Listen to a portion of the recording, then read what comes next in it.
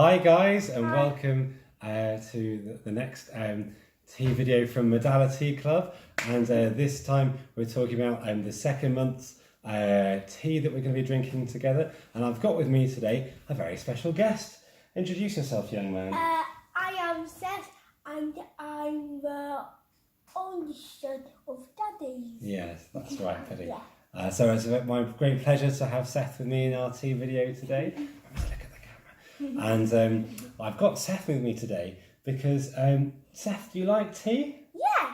You do? Oh, how long have you been drinking tea? For about 2 years. 2 years. I started with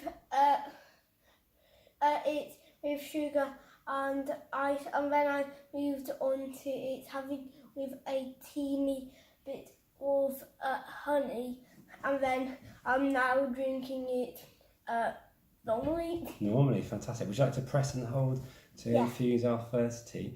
So yes, I thought it might be fun to you guys not just to listen to me blathering on about tea, but hear a different perspective about tea. And so, what do you think of Daddy's teas generally, Seth?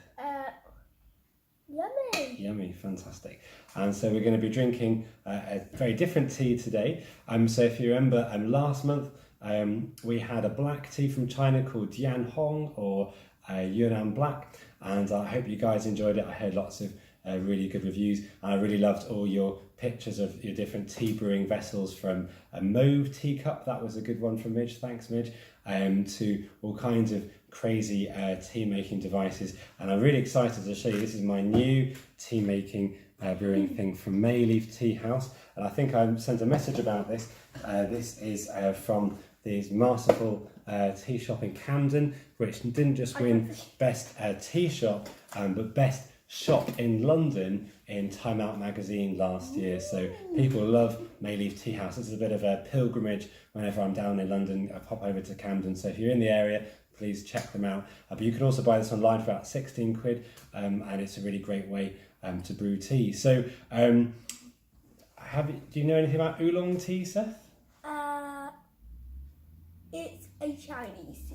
Oh, well, that's a really good answer, Seth. So it often is a Chinese tea, although there are Taiwanese oolongs as well. And so today and this month we're going to be drinking this, which is called Tia Guan Yin, or Iron Buddha. There you go, hopefully you can see that. And it's I'm just pouring it out there, and it's a bull rolled oolong.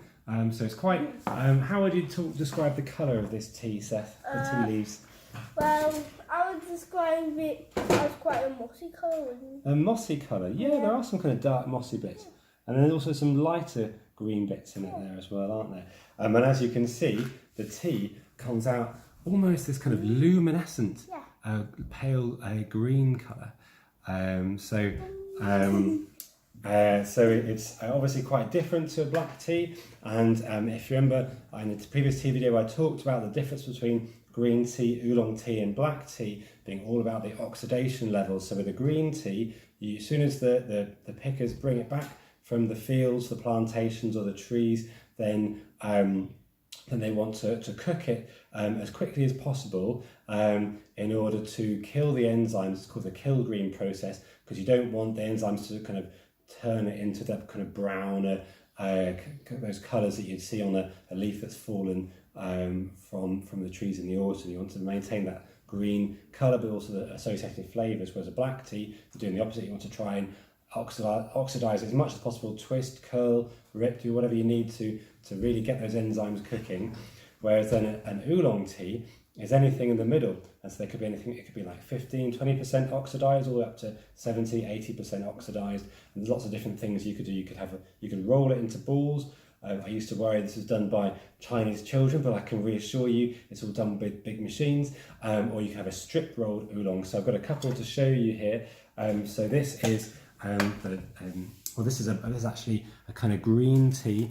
What's called green tea in Taiwan. It's probably about actually 5 or 10% oxidized, and it's called Pushong.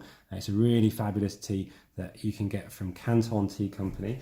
So that's a green tea, but then this is a strip oolong. This is one that I brought on the previous episode to show you, and it's called Winter Cape Jasmine, and it's a Dankong Oolong from Guangdong province in China. So you see these long twisted leaves rather than bull-rolled leaves that we saw, excuse me sir,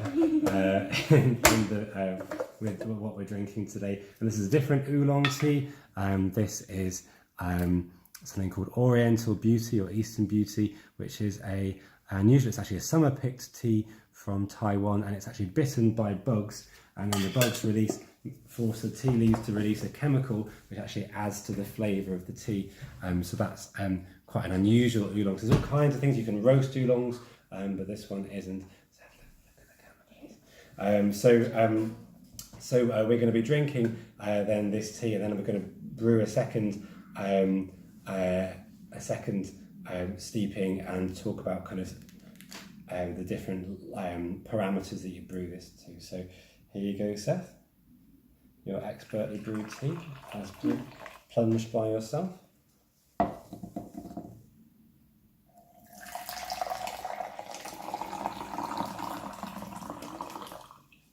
Very good. And so I'm going to get brewing the next batch of the tea. But just to show you before I do, that the tea leaves have really grown. So remember how tightly kind of packed the tea leaves were before. Now they've kind of started to really unfurl, and you're seeing they're actually really quite big leaves, but they've been tightly rolled. Yeah. Wow. And they've grown by about 4 times the size, haven't they, Seth? Yeah. Yeah, amazing. So let's brew up our second batch while we're talking. So the second brew I'm going to brew for about 4 minutes. Just get my trusty timer going. So Seth, what do you think of the tea so far? Nice. Nice, very good. Anything else you might say about it? Well, what I normally taste of tea, it's quite a normal tea because we normally drink oolong tea, don't we? We often drink oolong teas. Sometimes we drink black teas. Sometimes we drink pu'er teas. So this is kind of what you expect tea to taste like. Is that right? You can see I'm busy indoctrinating Seth in the ways of really quite unusual teas compared to PG tips and what other children might be drinking. But well, there you go. Start them young. When I showed this tea to Jackie Craven last week, she said, "Oh, it smells really floral," and I think she's bang on. Really, there's lots of flowery smells with this tea. Yeah, it does. But also, it's got this quite characteristic buttery flavour, which is something you might get quite a lot in less oxidised oolongs. But there's kind of floral notes. There's some kind of vegetal, maybe kind of broad bean flavours, and also kind of slight fruity character to it as well. So it's quite complex, but Thai Guan Yin or Iron, but it also has quite a characteristic flavour once you've drunk quite a lot of different oolongs and different Chinese teas. So very pleasant indeed. And very refreshing actually as well. A bit much more refreshing, whereas a black tea might be more comforting. Seth, we've had, it's been a special day recently, hasn't it? What's it been? Your birthday. Yeah, and what did Mummy make for my birthday? Loads of tea buns. Tea buns, that's right. So my wife made some really fabulous tea cakes for my birthday, and this chocolate sponge contained milk that had been infused with oolong tea, something a bit similar to this, overnight. And then the icing, what colour was the icing, Seth? Green. It was a really bright green, wasn't it? Because that was also because that was very strong in flavour, wasn't it? It was. Very tea. Very tea flavour. So it had matcha tea, which is like this bright green powdered tea from Japan that's famous for its really robust, almost kind of umami, savoury flavours. So that was pretty special, wasn't it? Yeah. And we've talked before, and I'm going to send out a link so you guys can talk about your availability for us having a tea meetup happening hopefully within the next month. and that'll be after work one day in the week, probably at Holycroft or at Farfield, and we're going to have hopefully some cakes. If you guys want to bring along some cakes, maybe you want to make some kind of tea orientated cake, or whatever cake you fancy eating with some tea, and we'll bring along these teas, but also maybe some different teas for people to try, and also just a chance to hang out and get to know people a bit better from the ModaliTea Club. So next month, just to briefly talk about that, while we've got another 30 seconds on this brew still. You've done well there, Seth, haven't you? You've finished all that. I've still got some tea to drink. Well, maybe it's because I have more time to drink it. Maybe you did. I was too busy talking.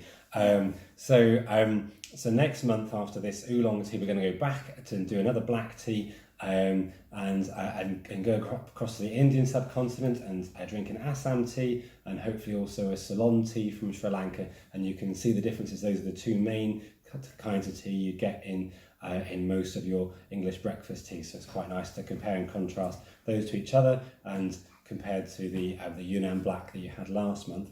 And then after that month back to black tea, we're going to then for the fourth month do a slightly more crazy tea. So we're going to do some white tea. So might do a Bai Mudan, which is a white tea that you can get at that really nice tea shop in Skipton that Catherine Howe mentioned. But we're also going to drink hopefully an aged white tea, which I really love, and that's the tea that I brought along to that educational event that we did a couple of months ago and drank tea. So I think that's probably. Oh, Seth, the time has gone. So can you press the button here? Good lad. So so you can see again, we've still got that quite kind of almost luminescent light green colour on this tea. Thank you very much, Seth. I think that's probably plenty. Thanks, buddy. Thank you. And just to show you guys again, it's a very similar colour, but check out the tea leaves now. I'll remove this so you can see. Nearly up to the top now. Exactly, Seth. Nearly up to the top. When you think that's how much tea we've got compared to, look how tiny the tea leaves looked. If I can not spill them out this time, before we started. So they've grown, I don't know, about 6 or 8 fold times, and the tea is still fabulous. I said in another video, there's actually, I often used to think that once tea leaves had kind of rehydrated, then they'd already lost all their flavour. And tea dust in tea bags, yeah, that's probably the case, but actually whole loose leaf tea, once it's rehydrated, might actually perform better, and there's loads of flavour to come out in that. So Seth, let's drink the second steep. So our first steep was I've actually used 90-degree water in my temperature controlled kettle as the first steep. The second one's probably a little bit cooler. The first steep was 2.5 minutes, the second one was 4 minutes, and I think if you were to do a third steep, then probably you'd be looking at 5 or 6 minutes. And again, experiment and see what works for you. You can even try brewing it with water just off the boil, see what you think. The risk is it might be a little bit more bitter. I said that you can't make this tea astringent or bitter, but the one way you could do that is if it was really, really hot water and you brewed it for a really long time, but that'd be quite hard to do with this tea, which is part of the appeal for me. So what do you think, Seth? Nice. Does it taste the same as the last one? Well, actually, I think it has less flavour than the last one. Do you? Okay. Yeah. Okay. Fair enough. There's an honest opinion, and I'd say this is still quite flavoursome. I'd say it's more buttery than the last one, personally. Yeah. That's what's taking it away with flavour for me. So the butteriness means you don't get so many other flavours. Oh, fair enough. So it might be not quite as sweet. I'd say it's still got loads of floral and slightly fruity flavours. Less floury smell this time. Less floury smell from Seth. And I'd say maybe almost a kind of asparagus vegetalness on this one. But it's very nice, and we're going to keep on drinking. Please send your money to the usual place, and I'll with great joy send you out this really fabulous tea, which is again an Iron Buddha, and it's again from the tea guru, Ollie, based in Guildford. Really great guy. Check out his site. And I really hope you enjoy drinking it. Cheers, guys. Take care. Bye-bye.